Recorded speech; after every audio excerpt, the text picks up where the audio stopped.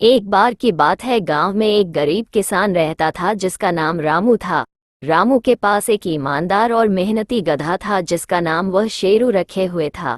शेरू रामू के हर काम में मदद करता और फिर वफादार साथी की तरह उसके साथ हमेशा रहता।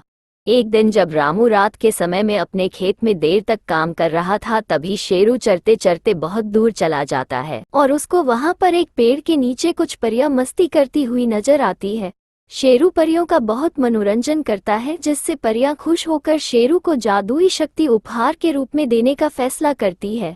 जादुई परियां शेरू को बोलने की शक्ति देती है, जिससे वह इंसानों की तरह बोलने लगता है। जब वह वापस रामू के पास जाता है और उसको इंसानों की आवाज में बुलाता है, तो पहले तो रामू इधर उधर देखता है और फिर उसको लगता है कि यहाँ पर कोई जादू टोना कर रहा है, तो जल्दी से घर की ओर भागने लगता है। साथ में वह शेरू को भी ले जाता है। रास्ते में चलते चलते जब वह गौर करता है कि शेरू ही उससे बात कर रहा है, तब वह दंग रह जाता है और अपना आपा खो देता है। फिर बहुत देर बाद जब रामू शांत होता है, तब शेरू बताता है कि उसे आवाज कैसे मिली। कुछ ही दिनों में शेरू दूर दूर तक फेमस हो जाता है और उसको मिला यह वरदान अब नुकसानदायक बन जाता है।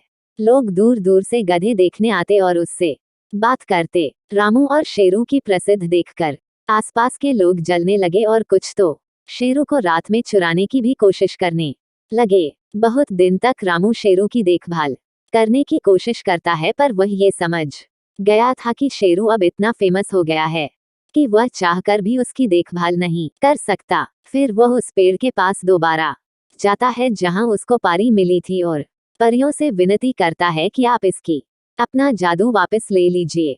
परियों को यह बात सुनकर निराशा होती है और फिर वह शेरू की शक्ति बदल देती है और कहती है कि मैं तुम्हें ऐसी शक्ति देती हूँ जिससे शेरू की आवाज केवल तुम ही समझ सकते हो और दूसरे को ऐसा लगेगा जैसे गधा ही बोल रहा है। इस कहानी से हमें शिक्षा मिलती है कि दिखावे के चक्कर में हम वह बातें भी सबको बताने लग जाते हैं जो हमको छुपा कर रखनी चाहिए। जब हमें कोई कीमती चीज जीवन में मिल जाती है तो उसको शांति से ग्रहण करना चाहिए, ना कि उस ढिढोरा पूरे गांव में देना चाहिए।